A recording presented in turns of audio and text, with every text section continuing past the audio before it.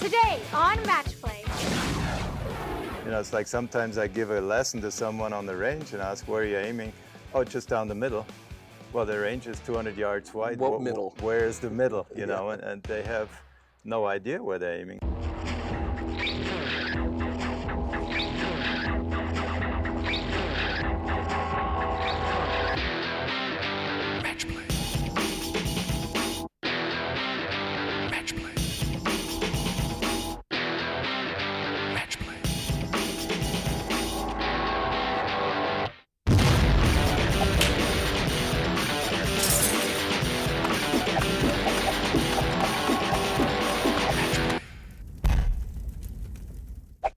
Bernhard Langer, two-time Masters champion and winner of over 80 professional titles.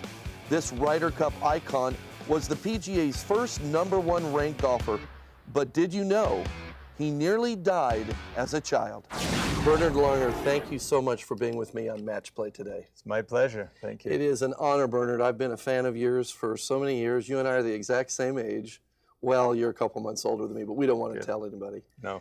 And of course, well, grew up together and watching you play, and I've thoroughly enjoyed your career. And the thing that I remember from Bernhard Langer, and it still is happening today in your quest for the Schwab Cup, is the intensity and the laser-like focus that you play with.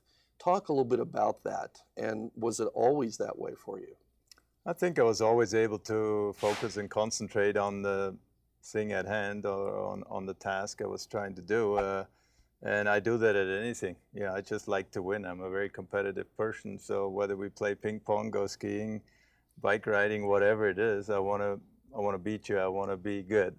You know, I grew up with a great work ethic. So both my parents work very, very hard, and I think that just stuck with me. And so it just turned into being a hard worker, practicing a lot. Actually enjoy practicing. Most people hate going to the driving range. They call it Misery Hill. I don't mind it. It's kind of fun to fine-tune your swing and try different things and figure out what works and what doesn't. I have a great friend who's a German, and we as Americans think about Germans and we think about German precision. What is it about the German culture that brings out this intensity and this precision to do things exactly right and with excellence?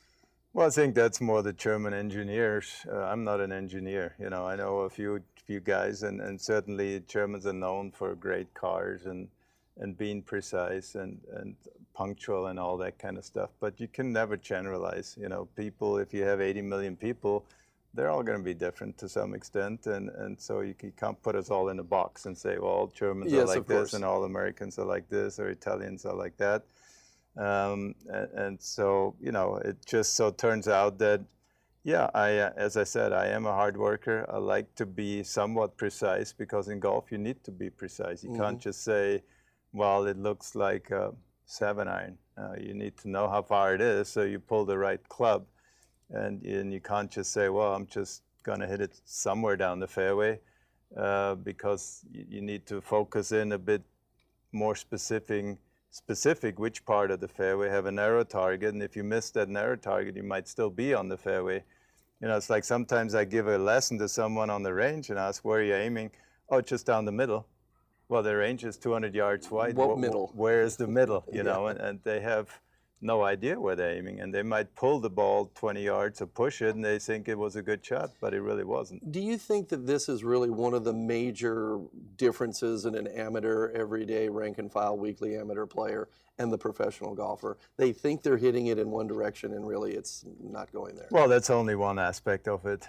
There's a lot of differences. Mostly the short game is, you know, the pros are phenomenal in the short game, and they are much better in the fundamentals usually. Have better fundamentals, better grip, better stance at the golf ball. Usually you can just tell whether someone's a good golfer or a bad golfer by the way they hold the club and stand over the ball. They don't even have to swing. You said you used to play with irons just like this from Wilson a number of years ago. Talk a little bit about the changes in the equipment and how that has sustained some of the players' games, especially those that don't hit the ball so far. I know that Fred Funk said that he was so grateful for the hybrids coming along. Talk a little bit about the changes in equipment and how that's affected the game in your lifetime.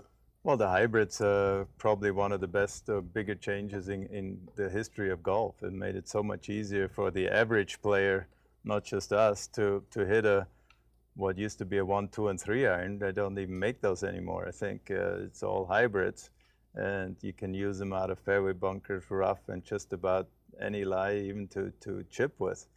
And obviously, one of the greater changes we have experienced is the driver. When you look at this thing, I just had this in my hand and I looked at it and went, man, about 20 years ago or 15, I was playing with something like that. You know, it looks so tiny. The slightest miss it and it went nowhere. Now we have these big light-headed clubs and we can wail at it as hard as we want and, you know, much more forgiving. So yes, it has not just helped us, but look at these young guys. They're carrying the ball now 330, 350 in the air. Unbelievable. Nobody could do that, you know, 20, 30 years ago. You've seen the golf courses lengthen and lengthen and lengthen also over your career. Talk a little bit about that and the difficulty that presents as a golfer ages. Well, obviously nowadays I think we build more tees. You know, I'm a golf course architect as well, and I remember, you know, 25, 30 years ago, we designed bunkers at about 220 yards off the back tee. They're not even in play now, you know, so you have to pull the tees further back or move the bunkers further up. But the great thing is it's fun hitting the ball that far. That's what most amateurs love. You know, they don't practice putting and chipping for hours. They practice a driver for hours because they're so proud when they can, you know, hit it 260 in the air or something like that. And so that is a big fun. And we remember John Daly. Sure. You know, the big thrill watching John Daly wasn't that he was a good iron player or putter. No, how far he could hit his driver. Yeah. So that's the exciting part of the game. And it's, you know, people say it's a bad thing. Yeah, some of the great courses are too short now, but it's also a wonderful thing that anybody can hit it further. And it's a thrill to watch a ball carry that far. And now it's time for Caddy Chat with Match Play's own Brittany Dawn Brannon. Brought to you by Frost Brewed Coors Light, the world's most refreshing beer. I'm Brittany Dawn Brannon here from Match Play with Ray Adams, and we have PGA Tour caddy Scotty McGinnis here with us. Now, Scotty, who do you caddy for? I caddy for John Mallinger. And how long have you been with him? 3 years. Oh, wow. Yeah, so a little while. Yeah, Not bad. right? But the time flies, right? Because you're having such a great time. Not really. Really? I'm not going to tell him you said that. If you weren't a caddy, what would you be doing? Do you have anything else that you are passionate about? Well, I was a carpenter for 10 years, so I'd probably still be doing that. Yeah, that's great. Have you ever made a mistake or a different call that has cost you pro valuable strokes that you kind of have learned from? Yeah, definitely. I've made a few, and we try and keep those to ourselves and cover them up. But You're just covering up all these stories and secrets. It's terrible. But yeah, everyone's made mistakes, but you do your best not to let them know. Good. Well, he has a box of stories right here. You'll have to write a book sometime and tell us all about them. You got it. Great. Well, thank you for being on Match Play today. We appreciate it. Pleasure. Thank you. Don't go away. We'll be right back after these messages. What started as an ordinary piece of aluminum was about to become something extraordinary. We have the technology to make it more refreshing than it's ever been. Bluer, colder, wider, venti-er. It's the ultimate delivery system for cold refreshment. Thanks, scientist. You're welcome, beach guy. The world's most refreshing can, only from Coors Light. Man, short again. Let me show you how it's done, brother. Unbelievable. Telling you, same effort, greater results since I switched To Wilson Staff D100. Let me try that club. nailed it.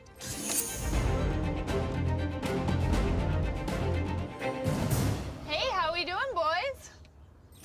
I'm doing well. How you doing? Never been better. Seriously.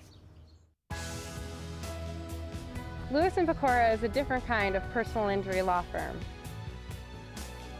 If you are injured in any way, we will fight aggressively to maximize your compensation. You can count on us, and you will never doubt our dedication to your case. Our lawyers are compassionate with our clients and fearless in the courtroom, because at Lewis & Pecora, your justice is our business.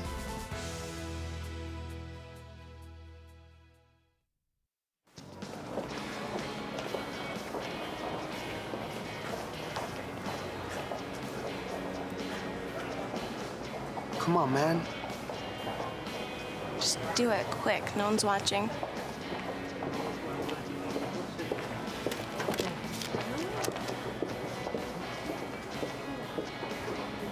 You have to if you want to hang with us.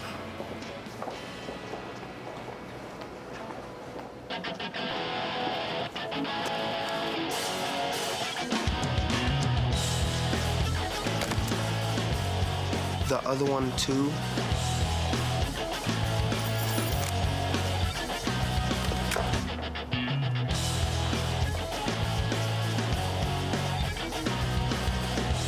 Good job. Do the right thing. Pass it on. A message from the Foundation for a Better Life.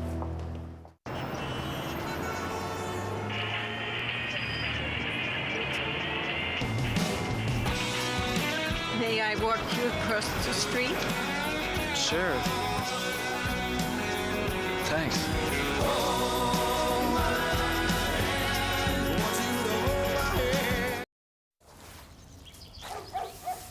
Patience. Pass it on. And now back to more match play with Ray Adams. Take me back growing up in Germany. When did you know that you had what it took to be a great golfer and win on the tour? When did you know that? Oh, I didn't know for a while. I grew up in the game as a caddy and then became an assistant pro. I was never an amateur. And then as an assistant pro, I was fortunate enough to win the German Close Championship at age 17.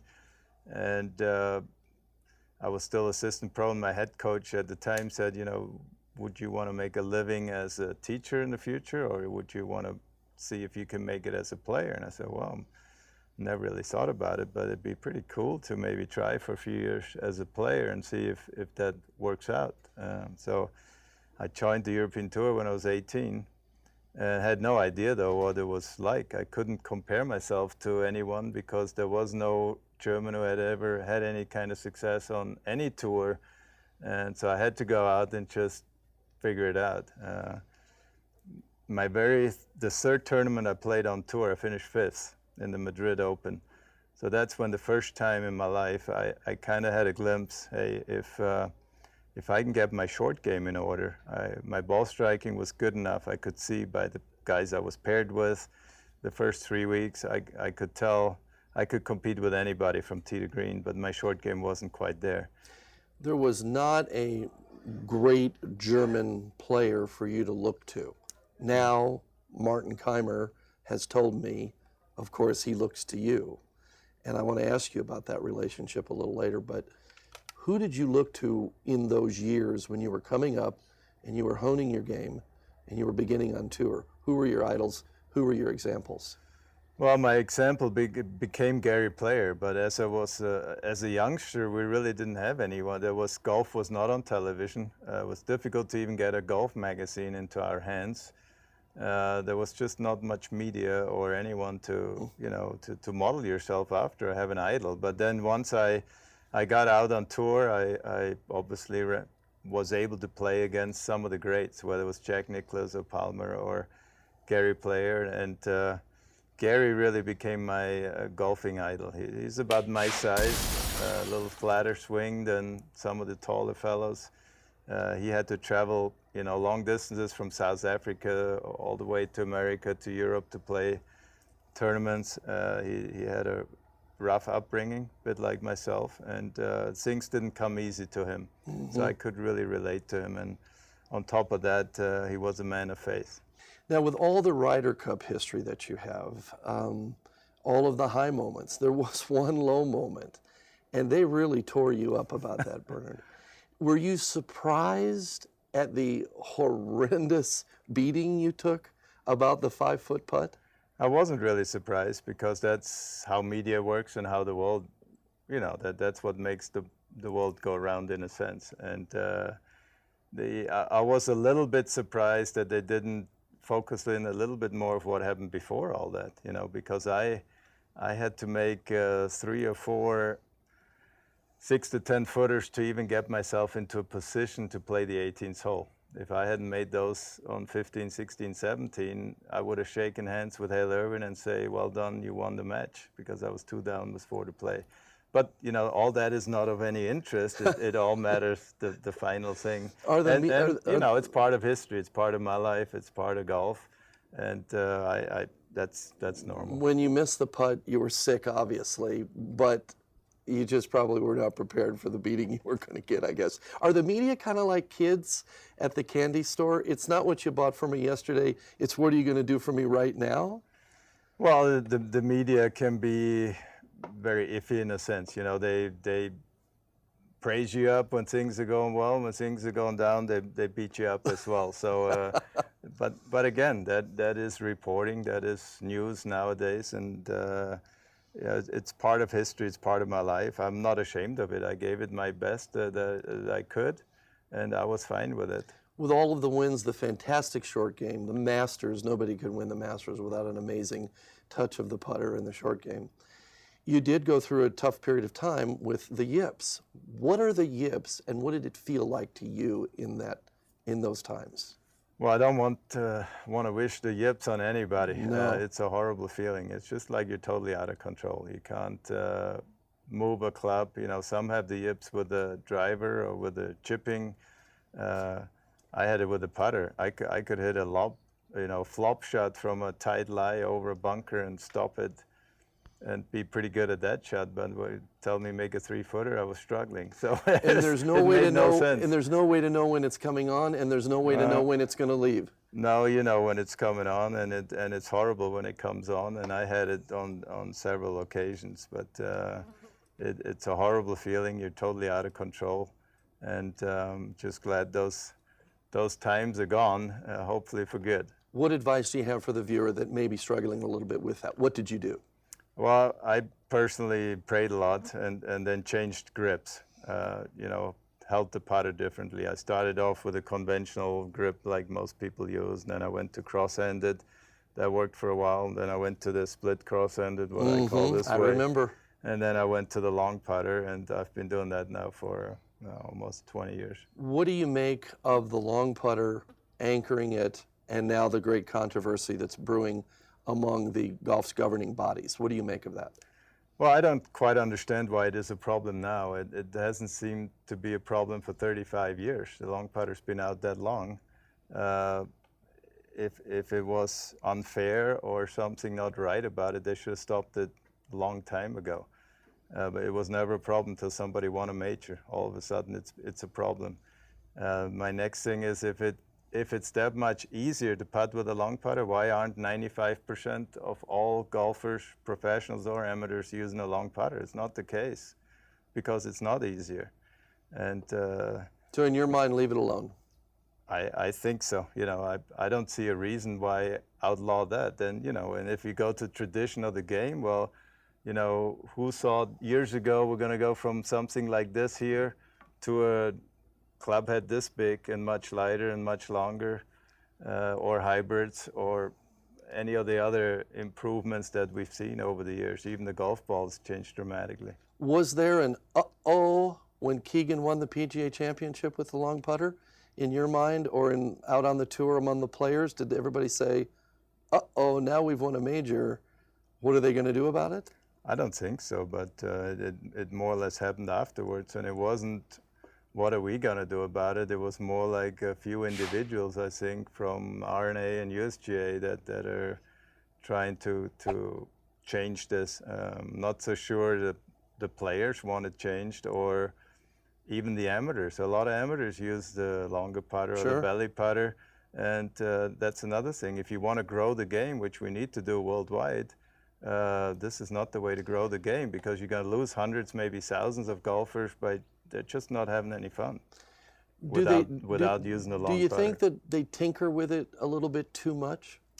especially if golf has been in a decline?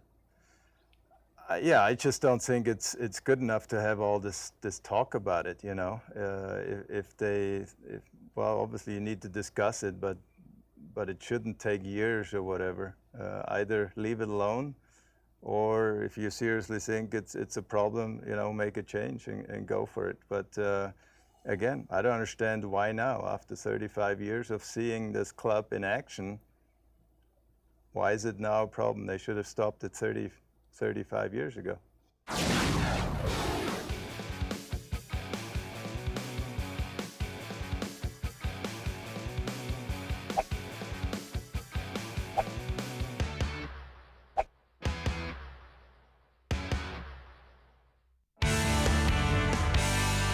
Don't go away. We'll be right back after these messages. Hey, total Saturday domination since we switched to the D100s. You know it.